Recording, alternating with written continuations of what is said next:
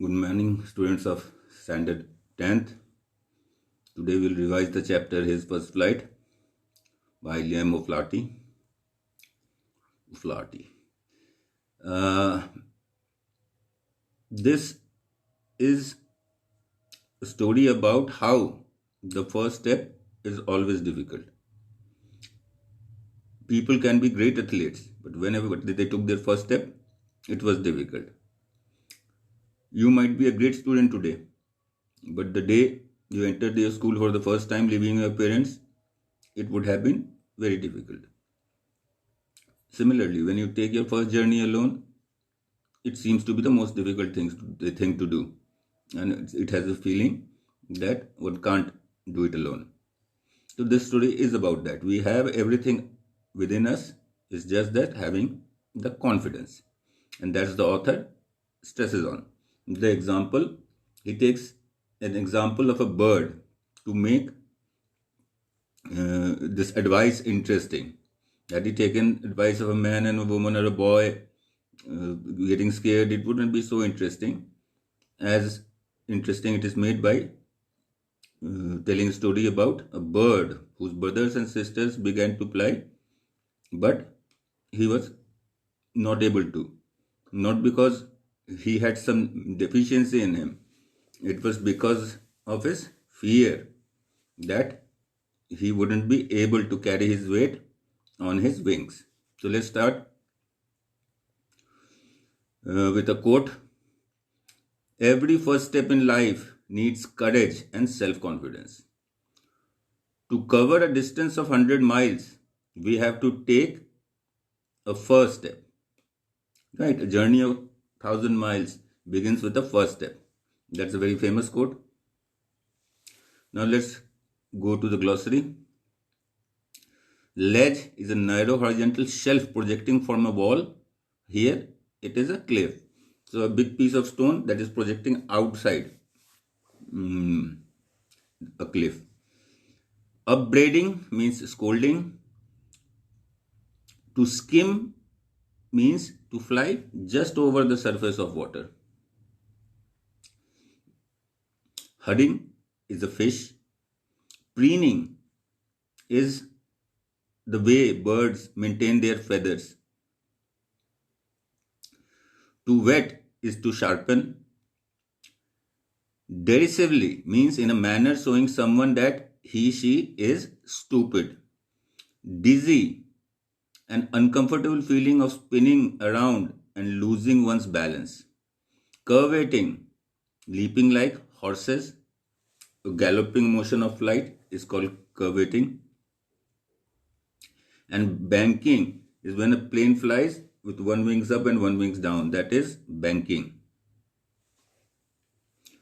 So after we completed the glossary, let's discuss the main events of the story. His first flight. The young seagull called to fly. The young seagull was alone on his ledge. His two brothers and his sister had already flown away. When he wanted to fly, he could not do so. He was very much afraid of flying. His brothers and sisters flew, but he failed to gather up the courage to fly. He was really very sad. His father and mother came near him. They called him to fly. They even rebuked him. They threatened that if he did not fly, he would die of hunger there, but he could not even move. Why was he afraid? Two things. He was afraid of the height, the place he was sitting on the ledge, and the sea underneath at a big distance between them. So he was scared of that height. And he was also not sure whether with his wings would carry his body weight, strong enough to carry his body weight. And third, that he was also feeling dizzy looking at the vastness of the sea in front of him. That was 24 hours ago. These things happened 24 hours ago. Since then, no one had come near him. He had watched his parents, brothers, and sister flying, His parents had been perfecting his brothers and sisters how to dive for a fish. They called him to fly, but he could not. Heat increases. The sun was rising in the sky.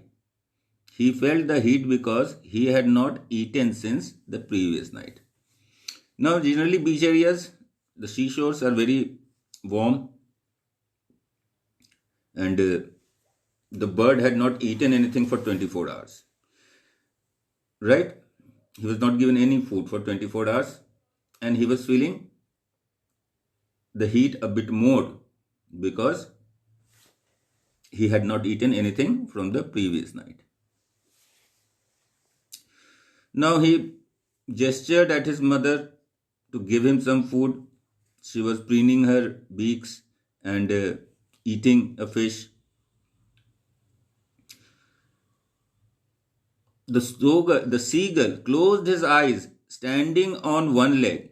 He had the other leg hidden under his wing.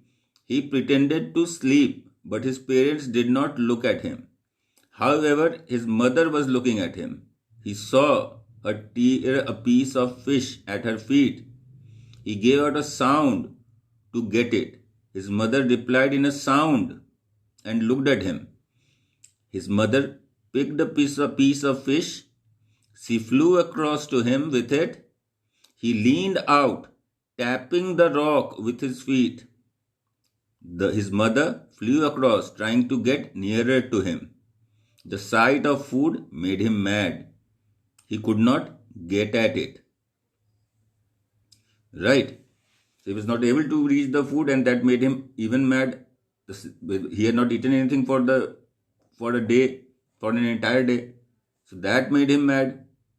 And there was food so close to him and he couldn't get it. That was also making him mad. There were lots of things that were making him mad. Then what did the seagull do? The seagull waited a moment in surprise. He wondered why his mother did not come nearer. He was so mad with hunger that he dived at the fish. He fell outwards with a scream and downwards into space. His mother had swooped upwards as he passed beneath her. He heard the swish of her wings. So in the process, what happened when the seagull dived, he missed the fish and fell off the ledge. And he screamed. He could see her mother rise above him, and he could also hear the sound made by the wings of his mother. Then a great fear caught him. His heart stood still. He could hear nothing. But it only lasted a moment. The next moment he felt his wings spread outwards. He felt the wind rushed against his breast feathers. Then it rushed under his stomach and against his wings. He was not falling headlong now. He was soaring slowly downwards and upwards. He was no longer afraid. So, when you take the first step, knowingly or mistakenly, you realize suddenly that you have it in you. You can do it. It was not as difficult as you thought. That is the message coming out here.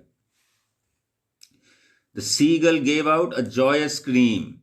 He soared higher, calling ga, ga, ga. His mother gave out ga, ko, ah.